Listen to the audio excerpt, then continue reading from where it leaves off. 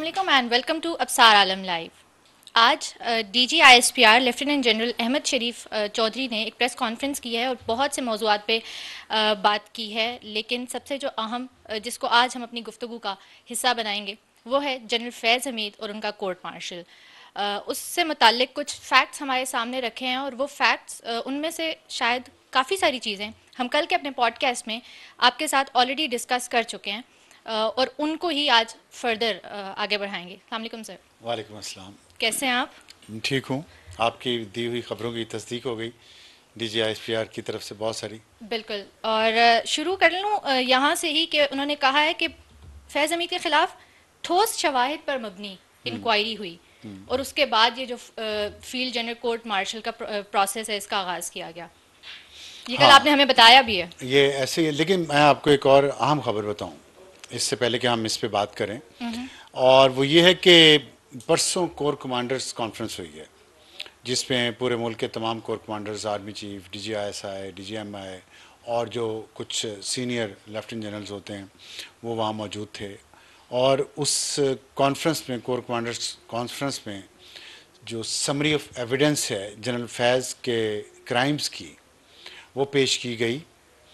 उस पर सैर हासिल बहस हुई और उसके साथ जो सबूत हैं, जो शवाहिद हैं जिनका जिक्र किया गया प्रेस कॉन्फ्रेंस में, सबूत अलग हैं, शवाहिद अलग हैं। अच्छा। सबूत तो हैं जो इलेक्ट्रॉनिक आपके डिवाइस से हैं या लिखे हुए पेपर्स हैं या और कोई CCTV कैमरे से हैं, सर्कमस्टेंशियल एविडेंस है, आपके फ़ोन की जो मॉनिटरिंग होती है वो हैं। लेकिन शवाहिद में वो गवाह हैं जो बहुत सारे, जिनमें से जनरल फैज़ के साथ काम करते रहे हैं, उनके ट्रस्टेड लोग, और उनकी गवाही जो है, शहादत जो है उनकी, वो भी केस का हिस्सा है। उसके बारे में कोर कमांडर्स कॉन्फ्रेंस को ब्रीफ किया गया और फिर उसके बाद समरी ऑफ एविडेंस पेश की गई और सारा इसमें ये चीज़ें डिस्कस हुई और अप्रूवल हुई कोर कमांडर्स कॉन्फ्रेंस से कि ये मामलात जो हैं इसको आगे लेके अब चलना चाहिए।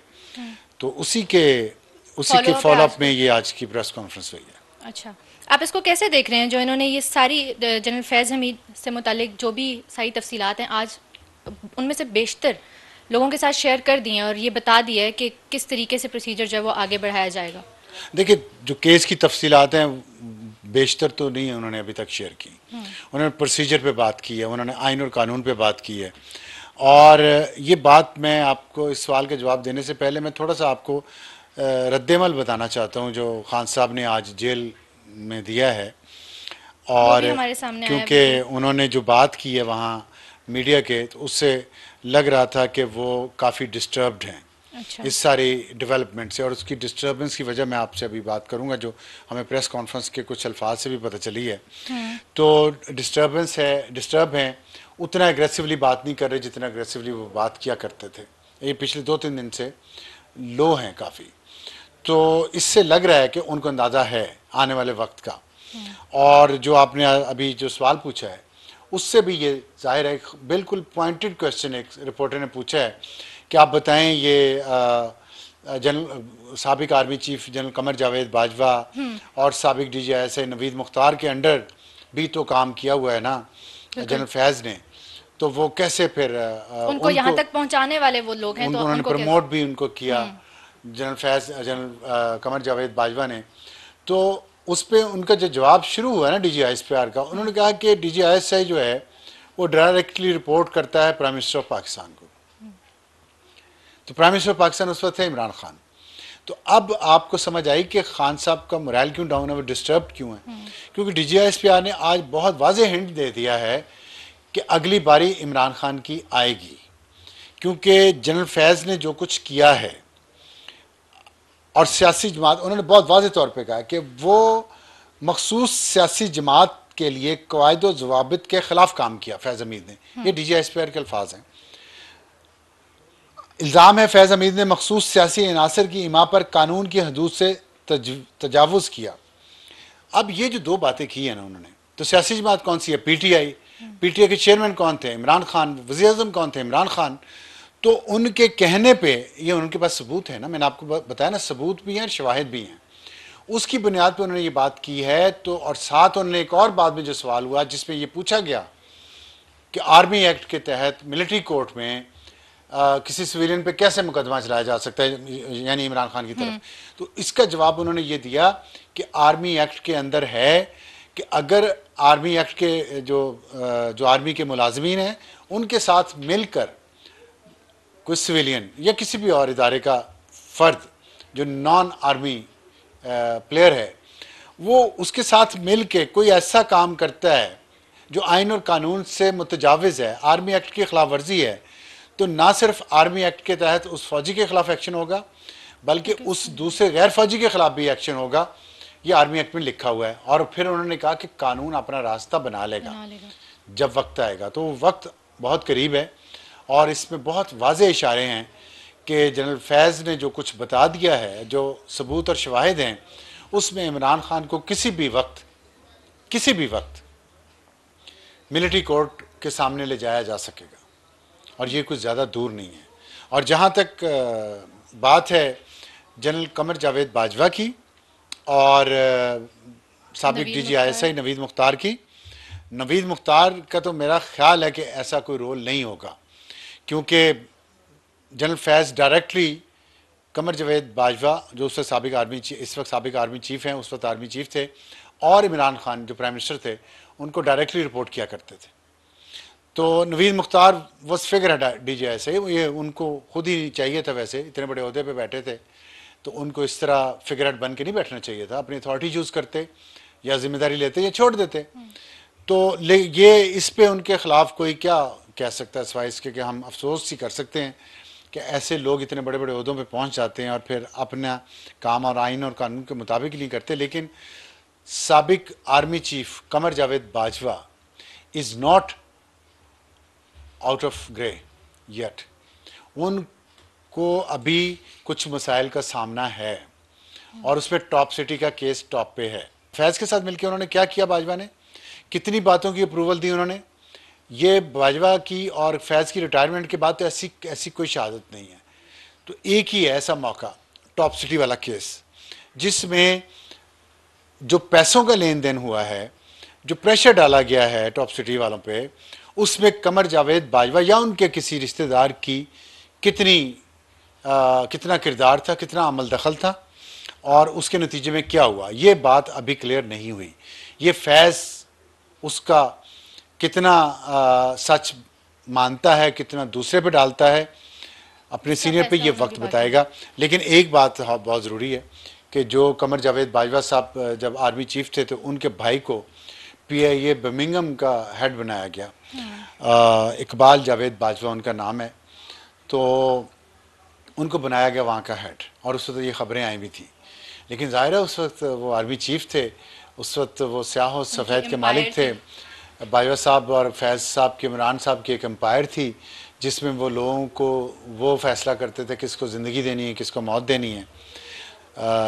तो उस वक्त उनको लगा दिया गया और आज अब ख़बर आई है कि उनकी FA की डिग्री जाली है, इकबाल जावेद बाजवा साहब की, जो भाई हैं साबिक आर्मी चीफ कमर जावेद बाजवा साहब के, और उनको नौकरी से फारिग कर दिया गया। पहला केस नहीं है पाकिस्तान में जाली डिग्री का, लेकिन जी ये जज साहब भी जहांगीरी, तारिक महमूद जहांगीरी, क्या ना, सरदार तारिक महमूद जहांगीरी के बारे में भी ये बात आई है कि जाली डिग्री है। तो वक्त जब बुरा आता है ना तो फिर जो स्केलेटन पड़े होते हैं वो बाहर निकल आते हैं। इसीलिए कहा गया है कि ताकत हो तो खुदा ना बने। और हज़रत इब्राहीम अलैहिस्सलाम और नमरूद के दरमियान जो डायलॉग हुआ था उसमें भी नमरूद ने कहा था अना अहयी व उम्मीद, कि ज़िंदगी और मौत की वजह मैं हूँ। तो उसने फिर दो लोगों को बुलाया जिनको सज़ाए मौत हो चुकी थी, उन हज़रत इब्राहीम अलैहिस्सलाम के सामने साबित करने के लिए कि ज़िंदगी और मौत मैं देता हूँ।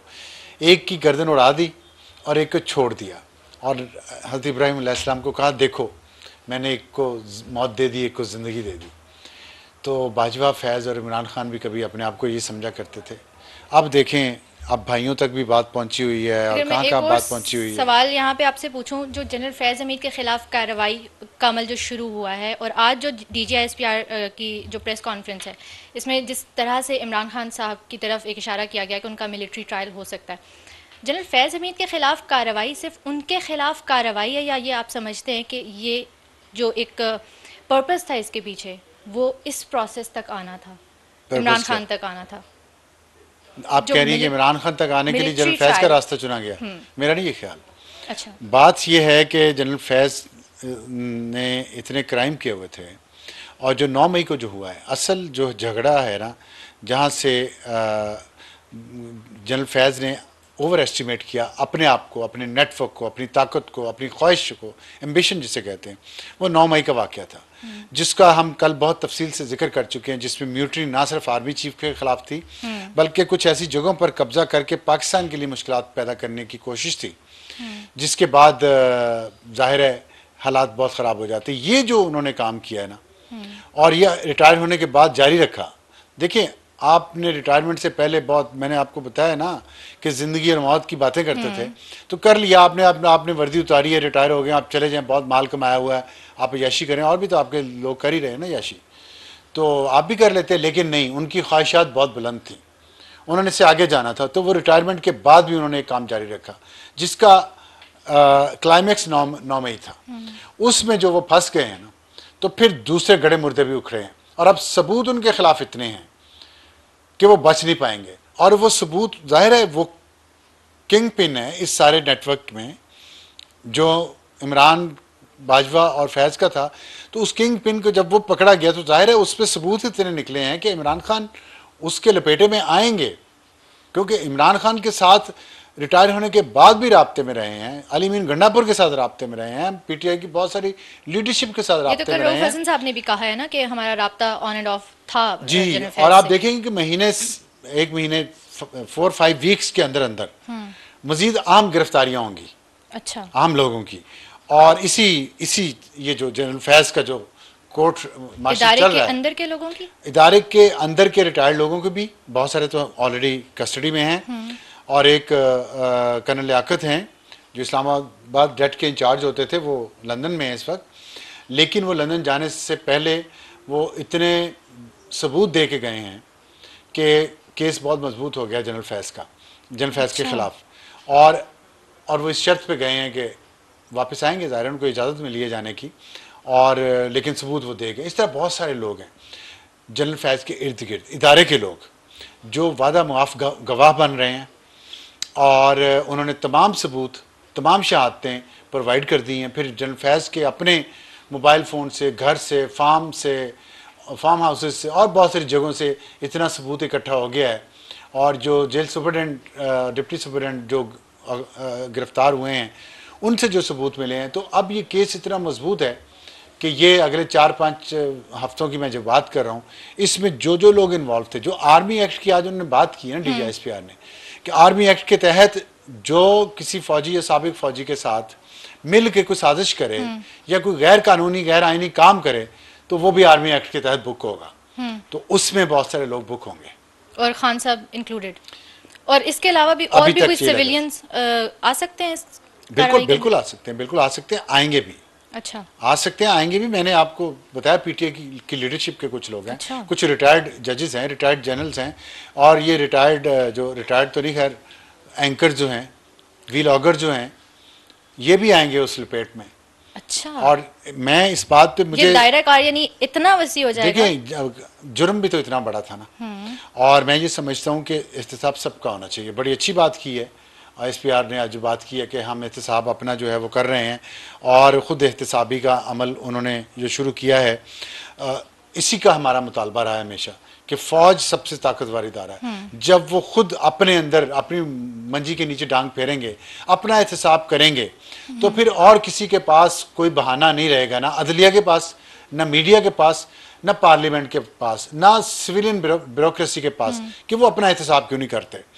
तो मैं समझता हूँ कि बहुत अच्छा ये आगाज़ है, ये आगाज़ रहना चाहिए, आगे चलना चाहिए, और सबका एहतसाब होना चाहिए जो इस मुल्क को पब्लिक फ़ंड के ज़रिए नुकसान पहुँचाते हैं, अपनी प्राइवेट ज़िंदगी में जो मर्ज़ी करें अपने प्राइवेट पैसे से, लेकिन पब्लिक पोजीशन को इस्तेमाल करके, पब्लिक मनी को इस्तेमाल करके, पब्लिक की दी हुई ताकत को इस्तेमाल करके आप इस तरह के जराइम करें, गैर आइनी, गैर कानूनी, और मुल्क को डिस्टेबलाइज़ कर दें, ये नाकाबिले माफ़ी जराइम है, और इस पर सबका एहतसाब होना चाहिए। और मुझे उम्मीद है कि ये जो काम शुरू हुआ है ये मंतकी अंजाम तक पहुंचेगा, और बहुत सारे लोगों के लिए जो ताकतवर ओहदों पे हैं उनके लिए इसमें सबक भी होगा। बिल्कुल, ये एक मैसेज होना चाहिए उनके लिए कि जब जी ये एहतसाब का अमल शुरू होता है तो फिर उसकी लपेट में सब आते हैं, तो इसलिए अभी से संभल के चलें। बलूचिस्तान से मुतालिक भी कुछ बातें की हैं, उस पर आप बात करना चाहेंगे या टाइम अगर कम है हमारे पास तो? जी बिल्कुल, आप वो भी बड़ा अहम मौजू है, आप ज़रूर करें इस बिल्कुल। पर बात। DGISPR ने कहा है कि बलूचिस्तान में एहसास महरूमी रियासती जबर के बयानिए बना रहे हैं। ये यानी कि ऐसा कुछ है नहीं, ये बयानिए बनाए जाते हैं।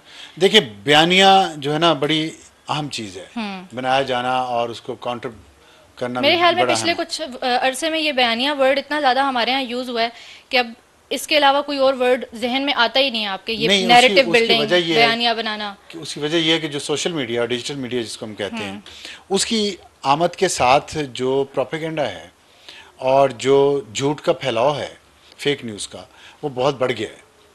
और उसकी ना सिर्फ बढ़ गया, स्पीड भी बहुत हो गई है।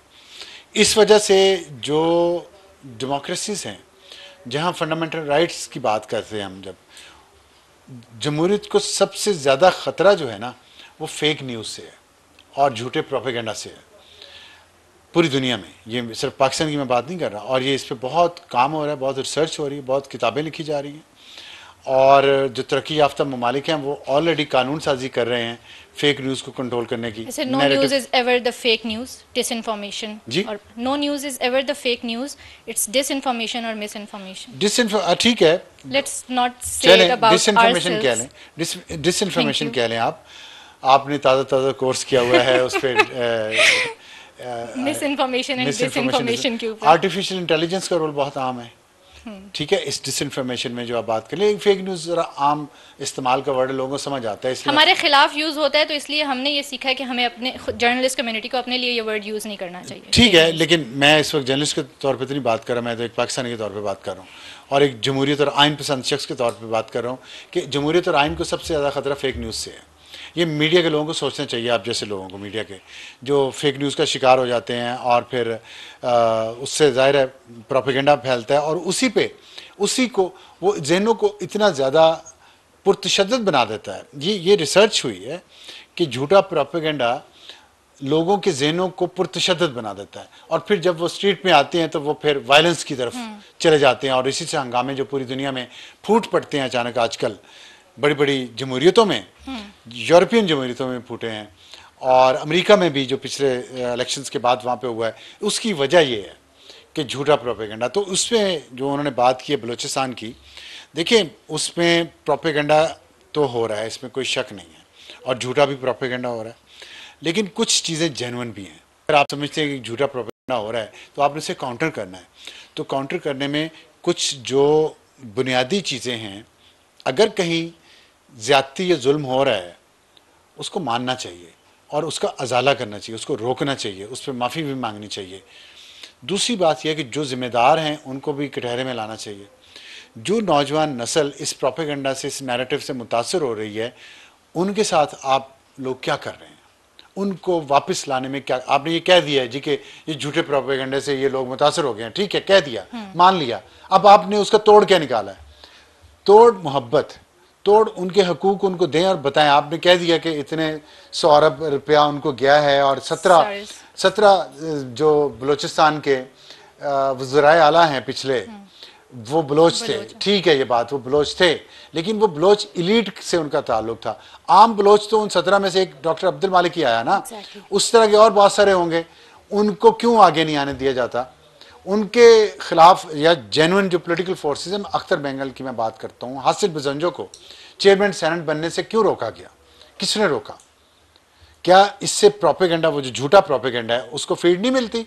जब हासिल बिजंजो जैसा शख्स, क्रेडिबल शख्स, ईमानदार शख्स, वो चेयरमैन सेनेट नहीं बन पाया क्योंकि फैज़ बाजवा और इमरान के प्लान्स कुछ और थे, तो उससे वो जो प्रोपेगेंडिस्ट जिनको आप कह रहे हैं कि जो फेक न्यूज़ फैलाते हैं, झूठा प्रोपेगेंडा करते हैं, उनको फीड मिलती है, उस वो कच्चे जहनों को मुतासर करते हैं। तो ये 3-4 जो है ना एवेन्यूज़, उस पर काम करना पड़ेगा। जुल्म कहीं हो रहा है तो रोकना पड़ेगा, जहाँ दहशतगर्दी होगी उसको काउंटर करें दहशतगर्दी को ताकत से, जहाँ पे लोग अपना काम करना चाहते हैं उनको रोज़गार के मौके प्रोवाइड किए जाएं, और जो इलीट है बलोच, इलीट, उसको नवाजना, उसको उनके पेट भरना छोड़ दें, जो भी वजूहत हैं उसकी। आप में से कोई लोग मिले हुए हैं या कोई और लोग उनके साथ मिले हुए हैं, इन सब को रोक दें हराम कमाने से और हराम खाने से।